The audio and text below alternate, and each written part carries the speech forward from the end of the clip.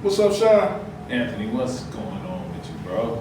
Man, a lot of stuff to talk about. Right. Man, we just first want to just shout out all the viewers, man. Thank you guys for following us, watching us. We're growing every week. We appreciate you. Please make sure y'all like and follow hashtag Anthony Perry USA. Hashtag Anthony Perry USA. Absolutely. You can follow my page on Facebook, Sean Garrett, short ESGAESG.com at Facebook, where, I have a little hip hop page there. You can go and follow me. If you love hip hop, you can follow me there. Culture lives on my page, kid. That's it. Make sure you follow us, guys. Please like and follow. Absolutely. And once again, we want to tell everybody, all feedback, all comments are welcome. Okay? So listen, guys, you don't have to agree, but everybody drop a comment. And I will say this too, and Anthony, you've done a good job of trying to make sure that, there's no real misunderstandings here. But what I want everybody to understand is that, we're just trying to be open-minded. We're trying to be objective.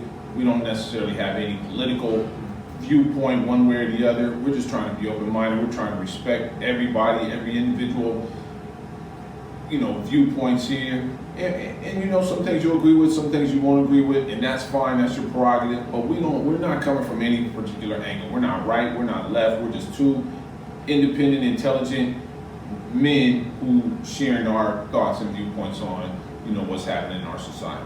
Absolutely. And I want to highlight that independent, okay? We independent guys. So hey, here we go. It's exciting. We're going to start off. Israel and Hamas agreed to a ceasefire phase 1. What's your thoughts, Sean? Man, I got some mixed views on that.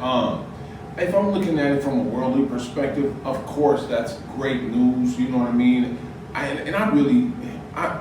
really feel sorry for the people in Palestine. I just look at Gaza, and it's just completely destroyed.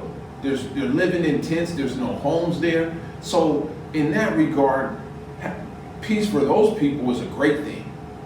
Because they have just gone through, hell and back here and back again. So I kind of feel a little sorry for them because those guys have gone through a lot. And of course, man, if you're promoting peace, I'm going to promote you. But if I look at it through a spiritual, biblical lens, there's some red flags there in that regard. But so I have a little bit of a mixed bag here on that, Anthony. But again, for the Palestinian people, man, I hope that they can find some relief from what's been going on, man. No, absolutely.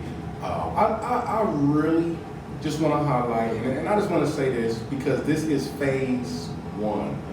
I'm happy that we are starting the talks for peace, and the ones that my heart goes out to the most is the hostages. Getting those men and women home is the start of a beginning because holding people hostage is just cruel. That is cruel at its core, and I'm just happy that it's a start. This is phase 1. I don't want to get too deep. This is just a phase 1, and I'm happy because at the end of the day, war don't benefit any of us in the long run. And I do believe we got to have some diplomatic ways. We're going to talk about the land and all that stuff later, but just a phase 1 of a ceasefire is very big. And I just wanted to say one thing. I know a lot of people politicize this, Democrats and Republicans, and I understand some people's feelings about President Trump, whether you like him, you don't like him. Absolutely. I get that, but I just want to shout out Senator, John Fetterman, Democrat Senator of Pennsylvania, just for thanking the President Trump for the peace deal. He's the only Democrat. Y'all can disagree on funding, you can disagree on the border, but come on, guys, a peace deal? Come on. That's part of kind of what a little bit of an issue I have with the Democrat left in our society is, they're so locked into their position that they seem to be refusing to be open-minded and look at two sides, of an issue. They see so much locked into their own viewpoints that they don't, and for me that makes it tough to get behind, because there's no real freedom of thought there. Either if you're a black man especially and you don't vote for the Democrats, you're a sellout. Yeah. And I disagree with that wholeheartedly. Number one, I'm beholden to the Most High God and Jesus Christ. That's number one. Let me get that straight. If you disagree with that, that's cool. But I'm not a hostage to any political party. Period. So I'm not going to necessarily put my vote behind Democrats just because I'm black, and just because I'm black and I don't vote for the Democrats doesn't mean I'm a sellout. That's judging people without even knowing them. But I will say, a couple of years ago, your boy Joe Biden, he tells Charlemagne, the guy, if you don't vote for me, you ain't black. Like, come on, bro. You are not in a position to speak for the reality of black men. And that, to me, is offensive. Absolutely. And I agree with that. And it's something I want to point out. It's amazing. In America, and I'm just going to say it, I'm independent. It's okay. White people vote Democrat, Republican, no problem. The Asians, the Arabs, the Hispanics, vote Democrat, Republican, no problem. Right. But the blacks gotta vote this way, or the media and people want to say stuff about them being a sellout. I want to address that because I experienced it as an independent. And I'm not going to get into it deep because I do want to stick to these, but I called out a fellow black person and I said, we talk about diversity and inclusion, except when it comes to politics. And they couldn't respond to me. So I'm going to just give people food for thought. Why is it we want to talk about diversity and inclusion, except when it comes from politics? And I'm going to let y'all comment. What y'all think about it? Yeah, that's interesting. And I don't know about the Democrat Party. I have a lot of, my family's from Alabama. And I have, all my cousins are Democrats down there. And I shared with one of my cousins one time, I said, man, I have to think that the Democrat Party and how it's run in Alabama is very different from the Democrat Party and how it's run in California. Absolutely. Because here, I don't know. The Democrats have been in power in California for 40 years, and I don't see a whole lot of. I don't know, man. I think we need a two-party system. Let me say that. I just don't see that the Democrat Party has been great for the black community in California. I'll say that. Yeah, and I'll say this. It goes into business. If it's not broke, don't fix it. And the same person I was talking to, I'm not going to get into it right now, I said Democrats and Republicans treat blacks almost the same for total different reasons. And I'm speaking on the national scale. I'm not talking about states and cities, on the national scale.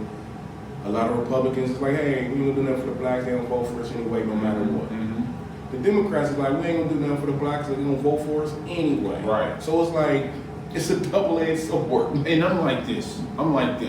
It is a double-edged sword. And I'm looking at it like this. We only hear from Democrats in an election year. Yeah. That's when they show up to the black churches. That's when you see them at the churches on Crenshaw. That's when you see them at the AME churches and so on and so forth.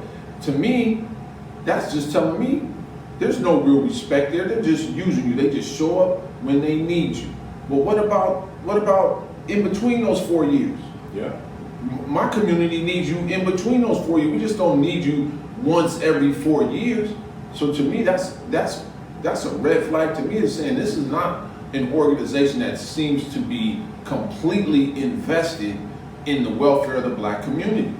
Yeah. That's just what that says to me. So Yeah, so with that, I don't feel obligated to throw my vote behind a Democrat just because. And again, you're an independent politician, and I'm an independent I'm an independent thinker. You're an independent politician, so we're both independent, but in two slightly different ways. So if I don't have freedom of thought, if I can't do what my mind is telling me what's best for me, then maybe I'm not going to get behind that viewpoint. So that's part of the reason why I don't want anybody telling me who I can and cannot vote for just because of some type of political affiliation. Absolutely, and I tell people, vote for what's best for you and your family. I'm individually, I put more focus in my local politicians than the national. That's just me personally, because I'm affected by what's going on in my city. Yes, I'm sir. affected by all these taxes in my city. I'm affected by all this alleged corruption in my city. So I tell everyone, man, vote for who you want to vote for in any election, and don't let nobody put no fear or intimidation behind who you want to vote for. Absolutely. Think for yourself. Like Anthony said, make a decision based off what's absolutely best for you and your family's well-being. You see what I'm saying? And I will say this. I've been very blessed and very fortunate, right, to get to a point where I've been a teacher for 25 years, something that a lot of people thought I could never attain to when I was growing up. So when I was young and my family was, lower middle class, absolutely, we depended on the Democrat Party to provide those social programs for us. We were the cheese kids, you know what I'm saying? We was cheese kids, I'm gonna tell you right now. So, we were welfare kids. So there was a need, but as I've grown, as I've become financially more independent, right? I don't have the same need for the welfare system. So with that, there's been a natural growth and evolution in my own personal life and perspective. So, it's like I say, I'm not tied in either way.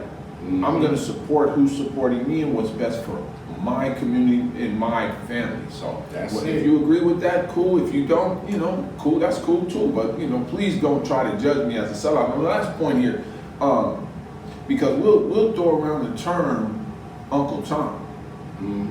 We are quick to throw the term Uncle Tom at each other. Yeah. But what we don't know is the real identity of Uncle Tom. You want to know the real identity of Uncle Tom? You need to go open up Uncle Tom's cabinet and read about that gentleman, and I can tell you he was anything but a sellout. Absolutely. And please research that. Now, our federal government, they shut down. That one got heated real quick though. Man, government shut down. Think it's gonna be open? What you think? They're gonna eventually open it. Absolutely. I just don't know if there's any winners or losers here. You know what I'm saying? We got police officers, we got armed force personnel, we got government workers across the state that is on the verge of, working for free. And to me, that's the travesty of it all. I don't know who's to blame or not. But what I do seem to understand is that there's this issue of billions of dollars of health care money for illegal aliens. That seems to be the one sticking point of negotiation, and that I disagree with. If you come to the country, God bless you. Come here and work, do the right things. But I don't think we can subsidize people who are here and not here legally. I have a problem with that. So if that's the sticking point, then I think the Democrats need to find a new point of negotiation. I don't think that's a winning formula for the Democrat Party. No, absolutely. And first, both parties is to blame. Both parties, they're stuck in their ways.